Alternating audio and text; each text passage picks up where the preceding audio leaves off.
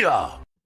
What's going on, ladies and gentlemen? Welcome back to the Fringe. There's been a lot of stir around lately in politics as to whether or not Justin Trudeau is going to resign tomorrow. Signs are pointing to yes. There's a lot of rumors going around about who a possible replacement or hand-picked prime minister is going to be if and when that happens. But I want to focus on something else, because regardless of who's coming in, we all know that the Liberals' time has come to an end. The NDP are finished. Both parties could essentially be sitting in non-party status before we head into the polls, or go to the polls to essentially put Pierre in one of the largest majority governments ever seen in Canadian history. That being said, ladies and gentlemen, our video was released by a conservative friend of the channel, Michael Barrett. I want to go over that. Michael Barrett making his rounds, doing a lot of interviews, of course, with other channels like Northern Perspective. I want to highlight this video he's put out called They're Going to Jail. We've been asking for a long time for a more defined approach as to what the Conservatives are looking to do in the next election and what they're going to bring to the table. If you watched Pierre Poilievre's amazing Wackos documentary over the New Year, or even his tantalizing interview with Dr. Jordan Peterson, again, friend of the channel, I think it would be great to get excited about what Pierre's bringing to the table. Of course, he's talking about getting homes built, cutting red tape, changing how municipalities are given their funding in order to get the building done, essentially destroying Justin Trudeau's accelerator fund. You know, Pierre's talked about axing the tax, fixing the crime, but this is one of the things that I've asked many times, whether we've had Stephanie Cousy or Garnet Jenis on the channel. I've asked them, what is going to happen with all of these inquiries? What is happening with all of these scandals we've seen unfolding? We've been given a small idea of what was proposed, but Michael Barrett paints a very stern picture in this video. Let's take a look and then we'll discuss. Stewart, you are attending at the bar of the House on behalf of the Public Health Agency of Canada for failure to comply with the orders. You are attending the bar of the House for being found in contempt for your refusal to answer certain questions. I can't apologize. You're in a lot of trouble here, my friend. You're under oath. Perjury is a crime. Jail time for perjury. A $50,000 fine for contempt before Parliament.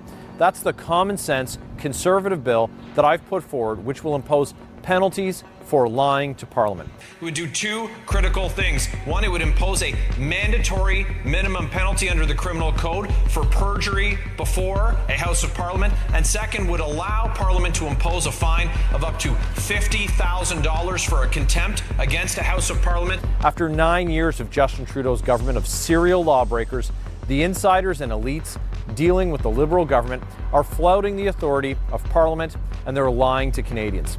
We saw it with Trudeau's top ArriveCAN contractor, GC Strategies' Christian Firth, who repeatedly misled committees, lied, and refused to provide answers. Do you know if Cameron McDonald has a cottage? I don't know if Cameron McDonald has a cottage. Do you want to reflect on that answer? Yeah, Mr. McDonald has never referred to it as a cottage. It's a chalet. It's not a cottage. So this is the kind of behavior we've seen from not only Justin Trudeau, but his cronies, any of those guys who are lining their pockets. They play the name game. They argue semantics. They waste everyone's time. How else do you spell how guilty you are? This is an omission of guilt by any high court. What we're essentially asking is, and while penalties are coming for these individuals, Michael Barrett states in this video, these penalties, these $50,000 fines, these perjury charges, are coming forward for these individuals that are taking advantage of Canadian taxpayer dollars, getting the contracts. But the big question that isn't answered in this video, that again, I'm going to stress by the end, I'm going to get the message out here in full. What about the people who are causing this? What about the people like Justin Trudeau, Randy Boissonneau, many others who are handing out contracts in the billions and approving contracts in the billions, promoting contracts in the billions illegally, that are allowing companies like this to run amok in Canada? Where's their jail time? Where's their perjury charges? I think there's a bigger problem at stake. We're going to talk about that. Let's finish. It was only after Conservatives pushed for accountability that the majority of members of Parliament in the House of Commons voted to find Trudeau's preferred contractor in contempt of Parliament. GC Strategies had insider access to Trudeau's government and were paid $20 million to do no actual IT work on an app that didn't work, that we didn't need, and wrongly forced more than 10,000 Canadians into forced quarantine. Trudeau's Arrive scammer became a multi-millionaire with taxpayer handouts, and he wouldn't tell Canadians the truth. Trudeau's Arrive scam officials who testified at committees wouldn't tell Canadians how tax dollars were handed out, misappropriated, and went into lining the bank accounts of Liberal insiders and elites. We saw the contempt for Parliament when Trudeau refused to turn over the Winnipeg lab breach documents. Trudeau even tried to take Canada's Parliament to court to block the release of those documents. And when Trudeau didn't get his way, he shut down Parliament to cover up a serious national security scandal. These gross violations of Parliament are unacceptable. Parliament belongs to you, the Canadian people, and its democratic authority must be respected. Now, other opposition MPs have a chance to show Canadians that they're serious about parliamentary democracy.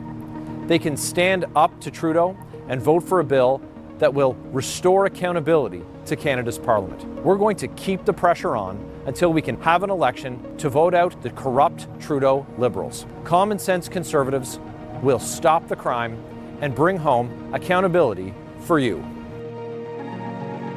So obviously the Conservatives are going into full campaign mode before it even starts. They know that a campaign, one way or another, is coming in the next 9 months. One word that keeps, well, multiple words I want to reflect on that have come on in that video that are important to acknowledge. One of them is Trudeau. Trudeau is mentioned over and over and over again in that video, that Trudeau allowed this. Trudeau is the advisor on this. Trudeau is the one responsible. My question is when we talk about the other word that is commonly mentioned in that video, which is accountability, my question is, what are we doing about parliamentary privilege? I believe that is ultimately the largest problem at stake here. Is this going to be what we're going to see from future governments? I'm not saying Pierre Poilievre, but it leaves the door open for future governments if something isn't done to this extent after seeing the devastation Justin Trudeau has caused to limit what politicians are and are not able to do without facing criminal charges. Parliamentary privilege should not be a free pass for politicians to essentially get their hands as dirty as they want without any retaliation. Now, when we're talking about $50,000 fines, again, when we look at GC Strategies, when we look at Dalian, when we look at any of these common players in Justin Trudeau's handouts, $50,000 is a drop in the bucket in contrast to what they've actually made in the background. I'm sure many of them would be happy paying a $50,000 fine if it means it gets a monkey off their back. I think that there needs to be stricter penalties. I think that while this is all said and well, and while, again, I welcome any change that tries to clamp down on corruption, I think that at the end of the day, we have to start asking, what is the Conservative Party's definition of accountability? What can we do about parliamentary privilege? What can be done to protect Canadians from this kind of behavior in the future? Now, I will add that I've reached out to Michael Barrett's office. I would hope that we get a response at some point in the near future. Maybe we can have Michael on the channel to maybe clarify what it is Canadians should be looking for. Again, if you go back in history on Unacceptable Fringe, when I've had Stephanie Kusi on the channel, when I've had Garnet Jennis on the channel, asking them both about these committee meetings and the findings that we're pulling up in these meetings, why aren't we seeing criminal charges? Why aren't we seeing people going to jail? Again, I think there's more to be discussed on this bill. I think that we're just getting the tip of the iceberg as to what Michael Barrett is talking about on this bill. Again, with the title of a video saying they're going to jail, I, for one, am excited to see what comes forward, but I feel that this is just the start of the work, and there needs to be more work in order to protect Canadians in the future. Let me know what you guys think down below. Question of the day: do you think parliamentary privilege should be exempt when it comes to these contracts? Let me know your thoughts down below. If it's your first time here, I hope this video has earned your subscription. 80% of our viewers aren't yet subscribed, and it helps this channel out more than you could possibly imagine. Make sure to hit that button, give a thumbs up and a comment on the way out, help out the good old algorithm, and hit your bell for notifications. Join me live here on the channel each and every Friday night for Friday Night Fringe, our live streaming show, where we go over everything that's happened this week in politics, everything we know that's coming up in the weeks ahead, as well as some back and forth Q&A within our great an amazing community. I sit down and am joined on those streams by my beautiful wife, Mrs. Fringe, and we look forward to hearing what you guys have to say each and every Friday night, and we look forward to hearing what you have to say this Friday, starting at 6 p.m. Pacific, 8 p.m. Central, here on the channel. With that said, ladies and gentlemen, I hope you have a great rest of your day and enjoyed this video. I'll catch you on the next one.